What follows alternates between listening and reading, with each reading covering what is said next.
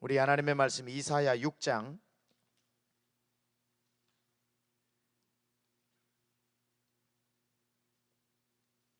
1절에서 오늘 5절까지 보겠습니다. 6장 1절에서 5절까지의 말씀입니다.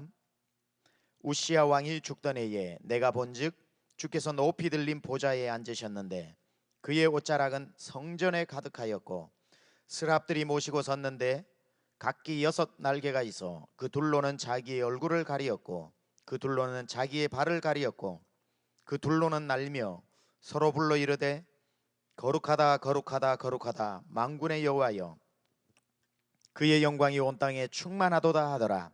이같이 화답하는 자의 소리로 말미암아 문지방의 터가 요동하며 성전의 연기가 충만한지라. 그때 내가 말하되 화로다 나여 망하게 되었도다. 나는 입술이 부정한 사람이요 나는 입술이 부정한 백성 중에 거주하면서 만군의 여호와의 신왕을 배웠음이로다 하였더라. 아멘.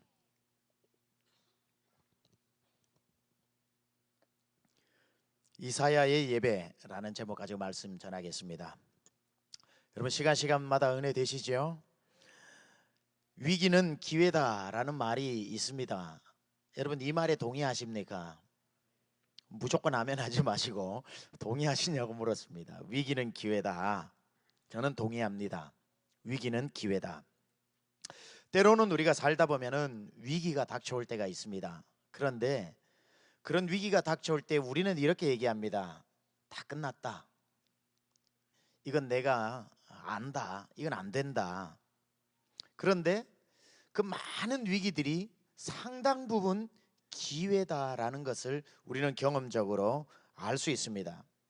모든 것이 끝났다라고 생각하는 절망의 순간에 오히려 하나님은 그때부터 일을 시작하시는 분이십니다. 인간의 끝에서 인간의 끝은 하나님의 시작이다라는 말이 여기에서 나오는 거지요. 인간의 절망이 하나님의 소망의 시작이 된다라는 겁니다. 우리의 끝은 하나님의 시작이다. 한번 따라해 볼까요? 우리의 끝은 하나님의 시작이다. 우리의 끝은 하나님의 시작이다. 우리는 끝났다고 포기할 때 하나님은 이렇게 말씀하시 아니야 지금부터야. 다 끝났습니다 주님. 무슨 소리 하냐 나 이제 발 걷어붙였는데. 오히려 우리의 절망적인 순간이 하나님이 우리 속에서 역사하실 가장 좋은 타이밍이 될 수도 있고, 우리 특별 새벽기도 나오는 것처럼 가장 새벽이 밝기 직전이 가장 어두운 것처럼 밤의 끝은 아침의 시작을 의미하기도 합니다. 사도행전 7장에 보면은 스데반이라고 하는 사람이 나와서 말씀 전하고 난 뒤에 돌에 맞아 죽는 사건이 나옵니다. 초대교회로서는 너무나도 큰 위기를 맞이하게 된 거죠. 7 집사님 중에 한 분이었고 그 중에서도 가장 탁월했던 스데반 집사님이 죽는 그 현장이 초대교회로 봤을 때는 다 끝났다고 생각하겠지만 그 사람 중에 서 있었던 한 사람 사도 바울이 역사에 등장하는 시간이기도 했다는 거죠. 스데반이 죽어가는 순간이 바울이 살아나는 시간이 될 수 있는 그러한 시간이 오히려 될 수 있더라는 겁니다. 오늘 본문에 나타난 이사야의 이야기가 바로 그런 주인공의 한 사람입니다. 오늘 1절은 이렇게 시작을 하죠. 우시야 왕이 죽던 해에. 우시야 왕이 죽던 해에. 자, 이사야에게 있어서 이 우시야 왕이 죽었다라고 하는 만큼 절망적인 소식은 없습니다. 이사야는 그 당시 우시야 왕이라고 16세 왕이 되어서 장장 52년을 통치했는데 다윗과 솔로몬 이후로 가장 통치를 잘해서 가장 부강한 나라를 이루었다고 하는 것이 우시야 왕입니다.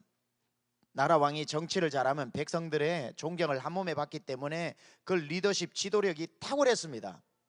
그런데 이사야는 그러한 우시야 왕의 신분적으로는 서기관이었고 그 옆에서 모든 왕의 말을 적는 서기관이었고 관계적으로는 우시야 왕의 사촌이었습니다. 그러니 사촌으로 왕의 사촌이면서 왕의 모든 말을 받아 적고 직언하는 서기관이었기 때문에 이 왕의 힘을 등업은 이사야가 서기관이면서 동시에 하나님의 직분적으로는 선지자였습니다. 그러니 그렇지 않아도 다윗 이후로 우시야 왕이 가장 개혁 의지가 강하다고 하는 왕이 그 이사야를 밀어주고 있으니까 이사야가 밖으로 나가서 선지자의 역할을 할 때 얼마나 우시아가 실어주는 힘이 대단했겠습니까? 자기가 건의하는 것은 왕이 힘을 실어 주어서 다 통하게 되었고, 자기가 길거리로 나가서 외칠 때는 왕이 밀어주니까 그 말의 권세가 얼마나 대단했겠습니까? 이사야에게 있어서 우시아는 절대적인 힘의 근원이었습니다.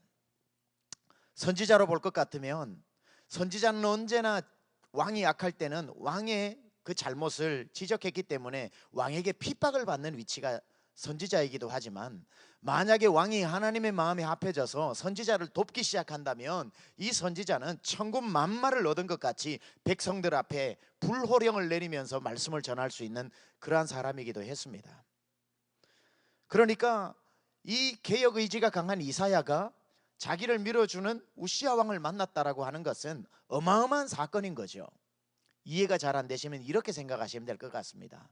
삼성 이건희 회장의 아들이 삼성에 입사했다, 이렇게 보시면 됩니다. 그러면 뭐 얘기가 끝난 거 아닙니까? 개혁 의지를 가지고 있었던 이사야가 우시아 왕이 도와주고 있었다. 이제 이러한 상황 가운데서 얼마나 이사야가 당당했는지 이사야 1장에서 5장까지 보면 피도 눈물도 없을 것 같은 이사야의 모습을 보게 됩니다. 거리로 나가 이 패역한 백성이여 여호와께로 돌아오라. 당당하죠. 아주 당당하죠. 왜냐하면 힘이 있으니까, 왕이 도와주니까.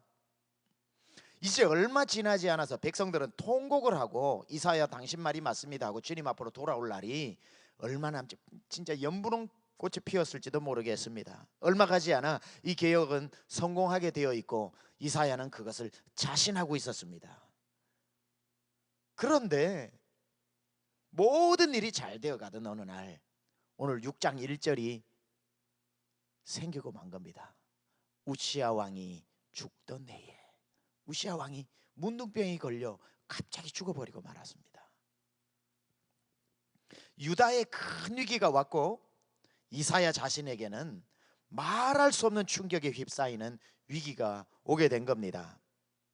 그렇게 믿었던 우시아 왕이 죽었다는 것은 다른 사람은 왕이 죽었는지 몰라도 이사야에게 있어서는 모든 것을 상실하는 듯한 그러한 위기, 절망, 어두움에 휩싸이게 되었다는 겁니다. 믿었던 사람이, 자기를 도와줬던 사람이 죽었다. 자기가 날마다 찾아가서 아련했던 사람이 죽었다.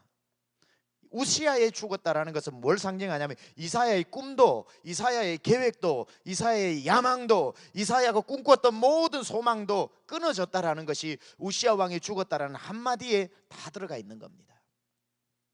그런데 왕인 우시아 왕이 죽어서는 안 되지만, 그 좋은 왕이 살아서 통치해야 되지만, 적어도 한 사람, 이사야의 마음속에는 우시아가 반드시 죽어야 했습니다. 이사야의 마음속에는 우시아가 살아있으면 안 됩니다. 이사야 선지자, 하나님의 사람인 이사야에게는 우시아가 죽어야 하나님이 살아납니다.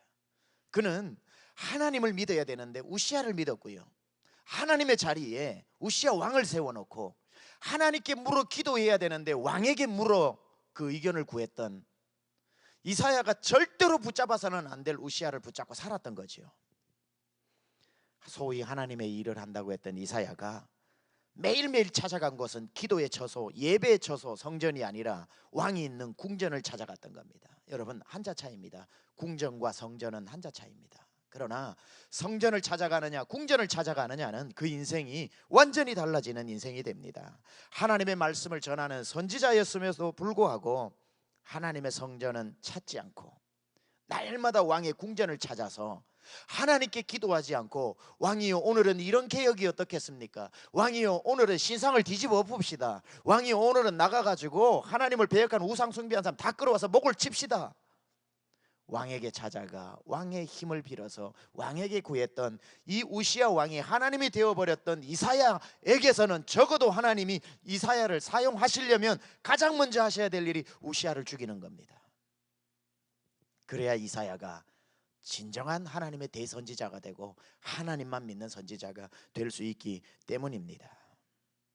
하나님이 이사야를 쓰시기로 작정하신 순간 이사야의 눈앞에 우시아를 가져가신 겁니다.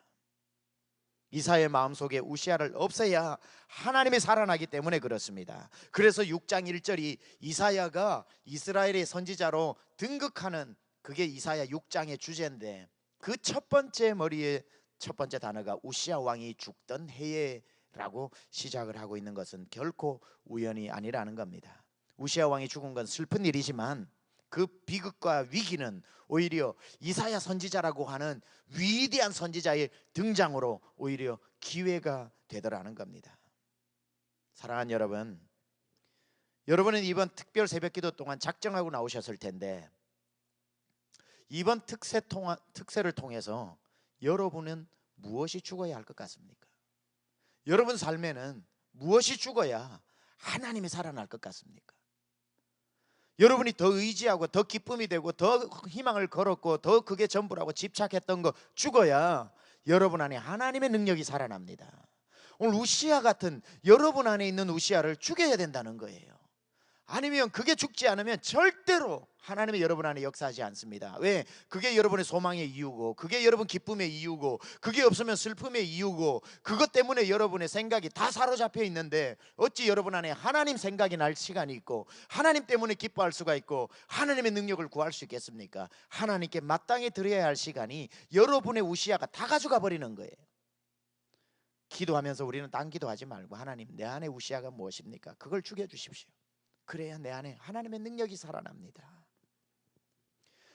우리 삶의 부분에 죽여야 반드시 살아나는 부분이 있습니다. 죽어야 사는 것들. 우시아 왕이 죽자 놀랍게도 이사야가 가장 먼저 한 일이 뭡니까? 우시아 왕이 죽자마자 이사야가 가장 먼저 한 일은 성전을 찾아가는 겁니다. 여기서 하나님의 의도가 나오죠. 하나님이 이사야를 성전으로 부르시기 위해서 우시아를 제거한 겁니다. 이사야는 그걸 또 알고 우시아 왕이 죽던 해에 왕궁을 찾아가지 않고 비로소 자기가 가야 할 마땅한 자리, 자기가 있어야만 했던 자리, 성전을 찾아가게 된 겁니다. 우시아가 죽자 이사야가 하나님을 찾게 된 것입니다. 이사야, 우시아 이름이 비슷해가지고 오늘 이 아침에 제가 이사야 할 때 우시아 하든지 우시아 할 때 이사야 하든지 알아서 해서 가시기 바랍니다. 저거 이사야 한다 해서 시험 들지 마시고 저 잘못 말씀하셨구나 생각을 하고.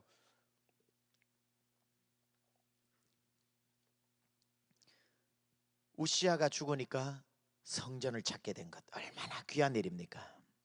이게 하나님의 인도하심이 아니고 무엇이란 말입니까? 사랑하는 여러분, 여러분 인생의 정답은 왕궁에 있지 않고 성전에 있습니다. 하나님은 왕궁의 보좌에 앉아 계시지 않고 성전의 보좌에 앉아 계십니다. 사람이 있는 왕궁이 아닌 하나님이 계신 전을 찾아가야 하는 것이 여러분의 자리라는 겁니다.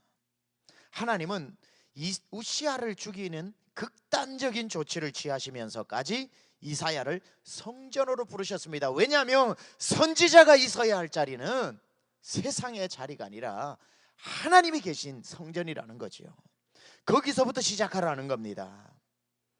이사야가 성전에 도착하기가 무섭게 이사야 앞에 정말 놀라운 일이 기다렸다는 듯이 눈앞에 펼쳐지기 시작합니다. 뭐죠? 성전에 계신 하나님이 보이기 시작한 겁니다. 우시아가 사라지니 하나님이 보이는 겁니다. 우시아가 없어지니 비로소 하나님이 보이고, 우시아가 사라지니 궁전을 가지 않고 성전을 가게 되고, 우시아가 사라지니 하나님이 보이기 시작하는 겁니다.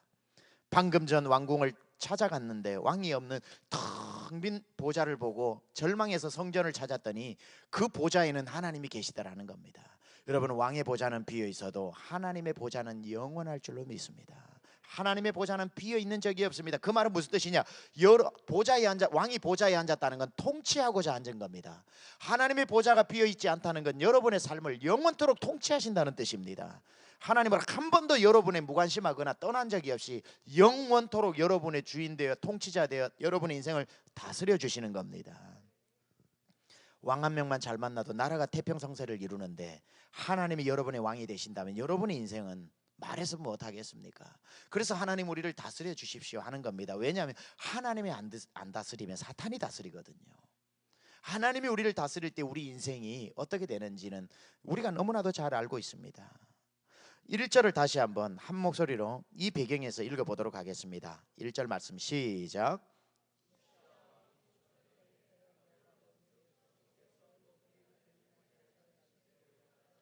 주께서 높이 들린 보좌에 앉으셨는데 그의 옷자락은 성전에 가득하였더라. 자, 하나님이 어디에 앉아 계셔요?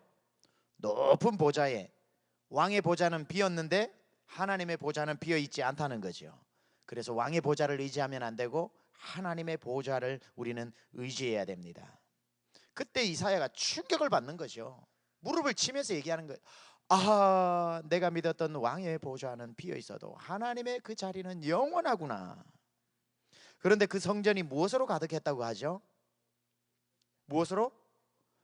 졸리는데 대답하면서 우리 합시다. 예. 하나님의 옷자락으로 가득했습니다.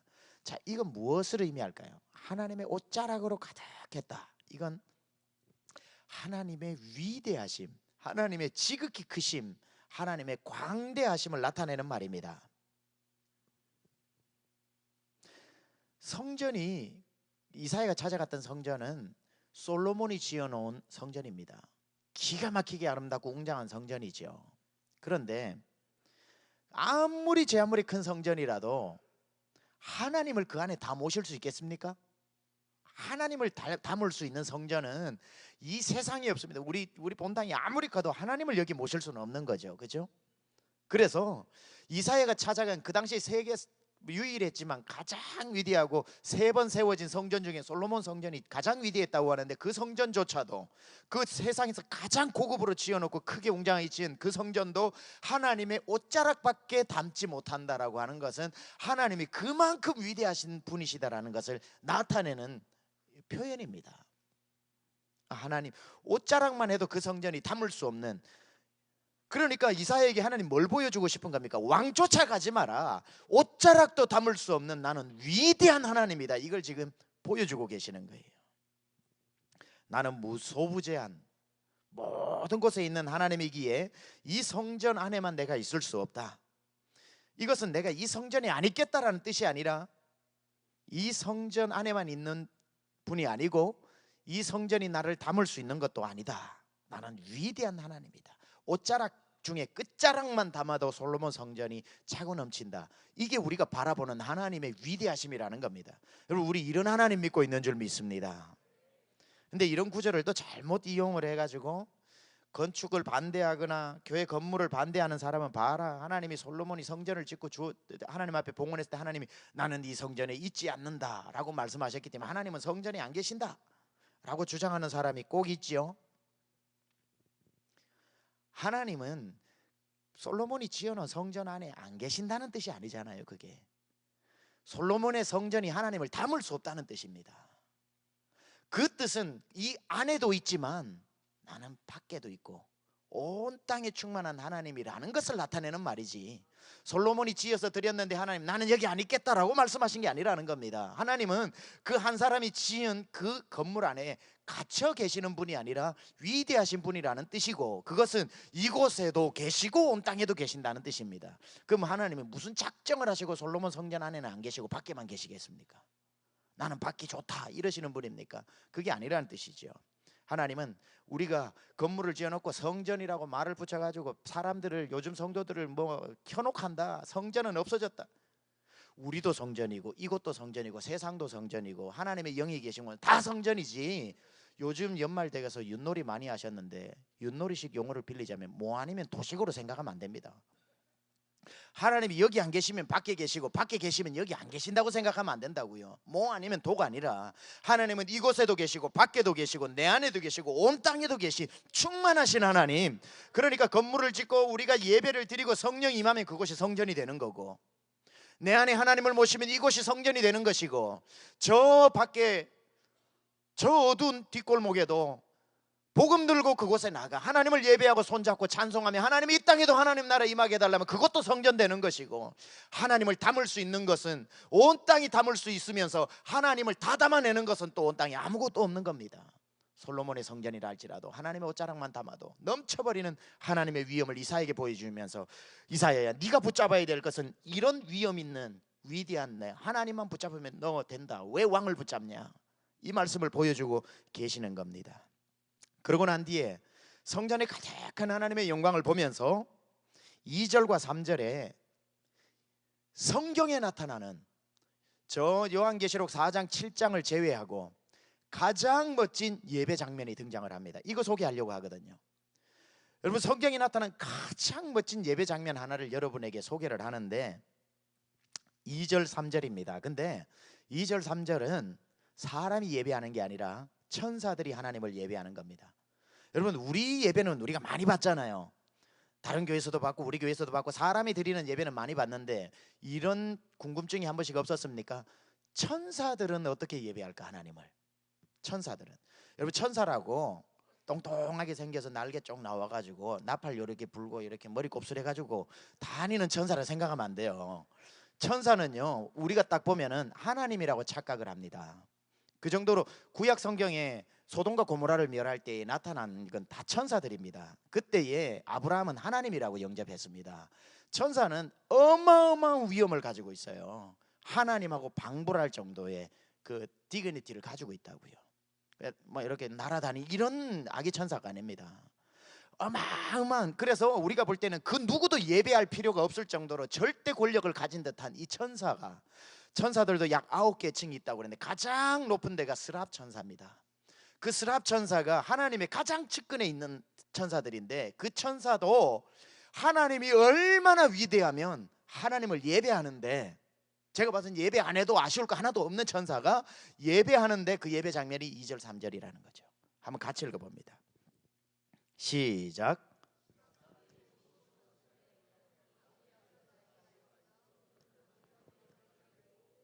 그 둘로는 자기의 발을 가리었고 그 둘로는 날며 서로 불러 이르되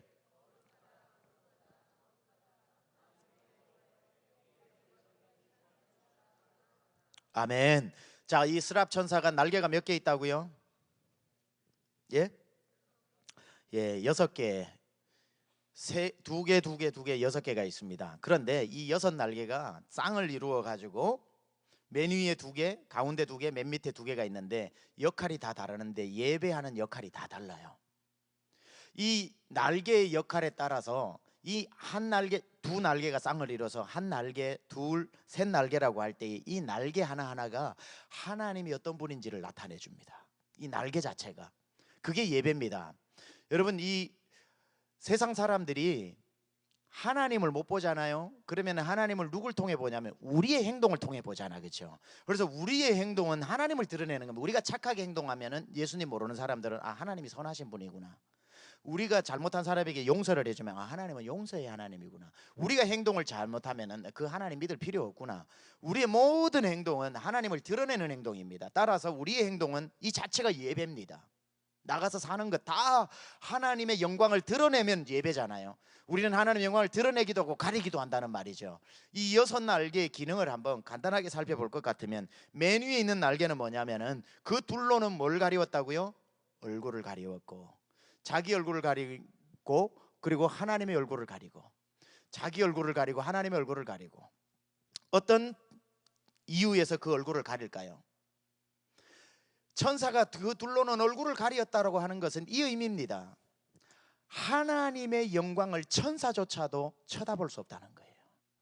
자, 이 얼굴을 가리었다라고 하는 이 행동을 통해서 뭘 드러내고 있습니까? 하나님은 이렇게 영광의 빛이 찬란한 분이라는 것을 나타내고 있는 겁니다.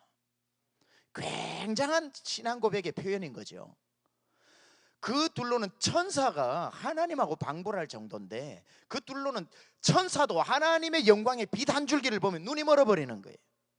그 정도로 하나님의 영광이 대단하다라는 것을 상징적으로 그 행위로 보여주고 있는 겁니다.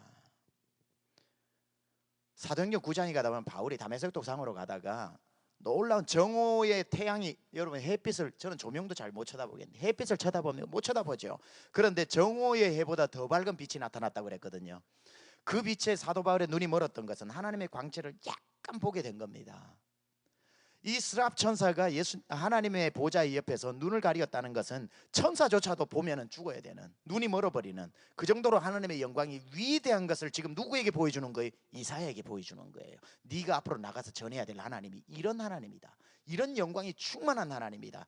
예배에 나와서 뭘 경험하는 거예요? 하나님이 얼마나 위대하신지를 보는 게 예배입니다. 그걸 경험하는 게 예배예요. 여러분, 하나님이 여러분에게 나타나시지 않음으로 인해 감사하시기 바랍니다. 죽을 각오하고 보여달라고 그래야 돼요. 하나님이 등장하시면 우리는 그 자리에서 눈이 멀어버립니다. 다른 말로 하자면 세상에서 하나님을 본 사람이 한 명도 없습니다. 하나님을 봤다는 사람은 거짓말이에요. 왜인 줄 아세요?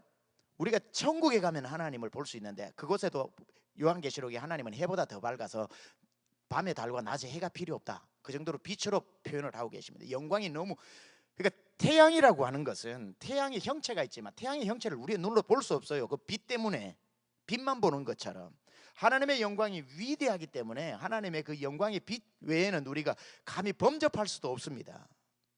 그래서 우리는 이 세상에서 하나님을 봤다라고 하는 사람은 하나님이 아닌다면 볼 수가 없어요. 왜냐하면 하나님은 보여주셔요. 하나님은 자기를 매니페스테이션 한다고요. 나타내셔요. 그런데 우리가 그 하나님이 나타나는 순간, 우리는 보는 순간 다 죽어요. 그렇기 때문에 하나님이 우리를 위해 자기를 가리시는 겁니다. 봤다면 우리가 감당을 해낼 수가 없는 겁니다. 이사야에게 나타났을 때 이사야의 반응이 뭡니까? 할렐루야, 내가 드디어 하나님 봤다 이럽니까? 오호라, 나는 망하였도다, 죽게 되었도다, 죄인 중에 거하면서 영광의 하나님을 눈으로 봤기 때문에 큰 디프레션에 빠지게 됩니다.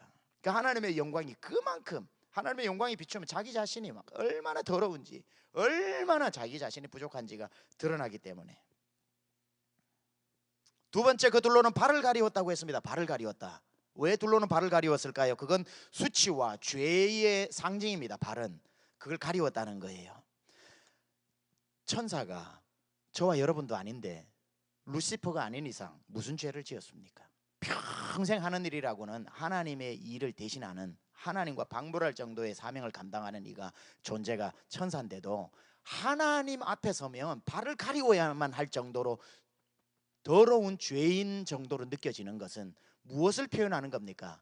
하나님은 이만큼 완벽하고 무흠하신 분이라는 것을 천사들이 나타내 주는 거라는 겁니다. 이게 지금 천사의 율동인 거예요. 자기들의 발을 가리면서 이사야야, 나도 내 발을 가리워야 할 정도로 하나님은 완벽하신 분이시다, 무흠하신 분이시다, 청결하신 분이시다.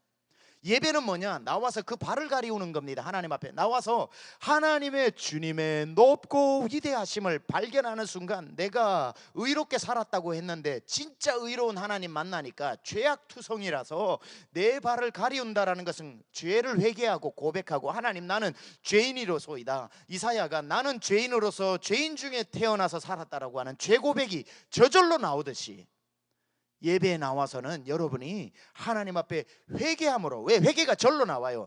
밖에 있으면 의인인 줄 알아. 나는 괜찮게 사는 줄 알아. 너보다 내가 나으니까 괜찮다고 생각해. 그런데 예배는 나와서 너와 내가 만나는 시간이 아니라 하나님과 내가 만나는 시간이기 때문에, 하나님의 죄가 없다는 게, 죄가 없다는 게 바로 하나님 같은 상태를 두고 죄가 없다고 하는구나라는 걸 느끼는 순간 나는 죄덩어리다, 이 말이에요. 그걸 고백하게 된다는 겁니다. 그래서 예배에 나와서 시작하고 기도해야 되는 것은, 하나님, 오늘도 저의 죄를 가리워 주시옵소서, 용서하여 주옵소서. 회개가 있어야 이게 온전한 예배가 성립이 된다는 겁니다. 근데 우리는 나와서 늘 기도하는 게 뭡니까? 이대로 받으소서, 이대로 받아주소서, 이대로 내 모습 이대로 주봐도 없소서. 그러니까 예배가 안 되는 거예요. 교통이 하나님하고. 이곳에 나와 정결하신 하나님과 예배가 되어서, 하나님이 느껴진다, 하나님이 내 안에 역사하고 계신다, 하나님이 지금 나에게 말씀하고 계신다, 하나님이 이 예배를 받으신다라고 하는 것은 첫째적으로 나와서 발을 가리우는 여러분의 회개가 있어야 돼요. 하나님, 지난 한 주 잘못 살았고, 산다고 하면서도 알고 지은 죄 모르고 지은 죄 가운데 또 죄덩어리로 주님 앞에 나왔습니다. 하나님 앞에 구하오니 그는 미쁘시고 이로우사 회개하는 사람이 죄를 사해 주신다 하셨으니 하고, 여러분의 죄들을 하나님 앞에 조목조목 내어놓으면서 발을 가리우는 그러한 시간들을 통해서 정결하신 하나님과 만날 수, 영으로 만날 수 있는 것이 예배라는 겁니다. 나머지 가운데 있는 날개로는 날개짓을 하면서 뭐라고 합니까? 그거는 두 날개는 찬양하는 겁니다. 이 찬양, 거룩하다, 거룩하다, 거룩하다. 세 번 했던 완전 숫자죠. 하나님의 완벽한 거룩하심을 이제 노래하고 있는 것. 이 천사의 예배는 하나님의 영광이 얼마나 대단한지를 얼굴을 가리면서 보여줬고, 우리가 얼마나 죄된 사람인지를 발을 가리우면서 보여줬고, 그 영광의 하나님이 우리 죄인을 용서하신 것을 가운데 날개로 찬양하며 거룩하신 하나님을 노래하는, 이게 우리의 예배가 되어야 되고, 천사의 예배가 아니라 우리 세미한교회 여러분의 예배가 되어야 할 줄로 믿습니다. 이제 말씀을 마지막 부분 말씀드리겠습니다. 하나님이 오늘 이사야에게 왜 하나님 자신을 천사의 예배를 통해 보여주셨을까요?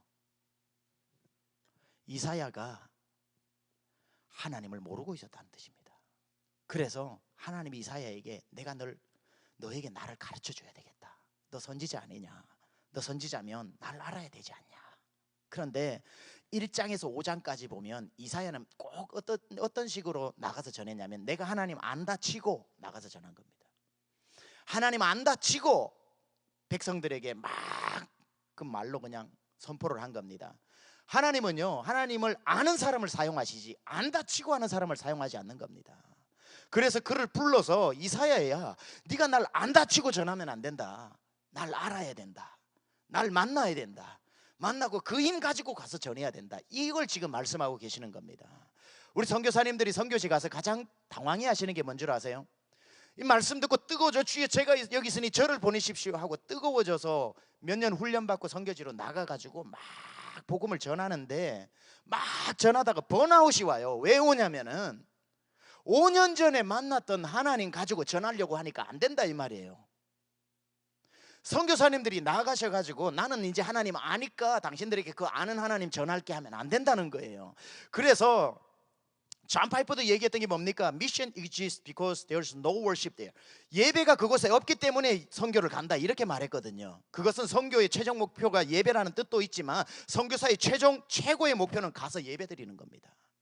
가서 하나님을 예배드리고 전도해서 예배로 끌어들여 같이 예배드리고 예배드려서 예배하는 공동체가 되게 하는 게 선교의 목표인데, 그건 다른 말로 하면은 선교사님들이 가서 한 명, 두 명 전도하는 것보다 더 중요한 것은 그곳에서 날마다 예배하여 예배 때마다 말씀해 주시는 그 살아계신 하나님을 전해야지, 5년 전에 은혜 받았던 그 하나님 들고 가서 나는 이제 하나님 아니까 안 다치고 전해서는 안 된다 이거예요. 우리가 여러분 3년 전에 5년 전에 예수님 만났고 하나님 아는 그거 가지고 여러분 세상에 나가보세요. 살아보니 힘이 있습니까? 되던가요? 나 5년 전에 하나님 만났는데 그 하나님 전합니다 하면 누가 믿던가요? 안 믿어요. 예배는 왜 필요한가? 매일매일 예배, 매주 예배가 왜 필요한가? 여러분이 이곳에 와서 하나님 만나고 그 하나님을 알고 나가서 오늘 만난 하나님을 전하는 것이 바로 그 현장에서 하나님이 역사하신다는 거죠. 예배는 하나님 만나러 오고 하나님을 경험하는 것이고, 이사야에게 말하는 거죠. 1장에서 5장까지 하나님을 알았던 하나님 전하지 마라. 너는 매일 이 성전에서 하나님, 이 위대한 하나님, 천사들 가운데 계신 하나님이 누군지, 성전에 가득한 하나님, 그 영광에 가득한 하나님, 우리의 죄를 가리워 주시는 하나님, 거룩하신 하나님, 살아계신 하나님, 그 하나님, 오늘 역사하시는 하나님, 그 하나님을 만나서 그 하나님 가지고 세상에 나가 승리하라는 겁니다. 이게 예배입니다. 이게 예배의 영광이에요. 예배는 그냥 와서 드려주는 게 아니에요. 형식 따라가는 게 아니에요. 예배는 와서 하나님 만나는 겁니다. 내가 3년 전에 하나님 만나는 게 아니라 오늘 나에게 이곳에 지금 말씀하고 계신 그 하나님 만나는 게 예배고, 그 하나님 들고 나가야 하나님이 오늘 그 사람에게 그 현장에서 역사하신다는 거죠. 여러분, 예배 능력을 기억하십시오. 예배는 그렇기 때문에 우리는 생명 걸고 와야 되는 거죠. 이곳에서 하나님 만나야 돼요. 이곳에 만난 하나님을 가지고 세상에 나가는 걸 전도라고 말하는 겁니다. 그 하나님 만나 승리하는 저와 여러분 될 수 있기를 주님의 이름으로 축원합니다. 우리 전 한번 기도하고 우리 하나님 앞에 예물 드립니다. 하나님 아버지 감사합니다.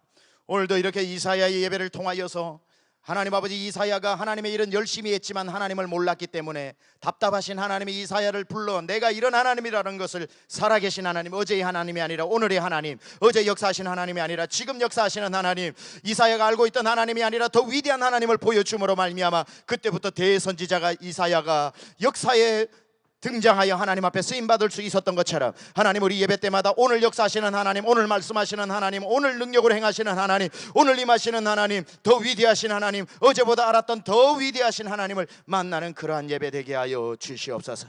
감사드리옵고 살아계서 역사하시는 예수 그리스도 귀하신 이름으로 기도드려 싸움나이다. 아멘.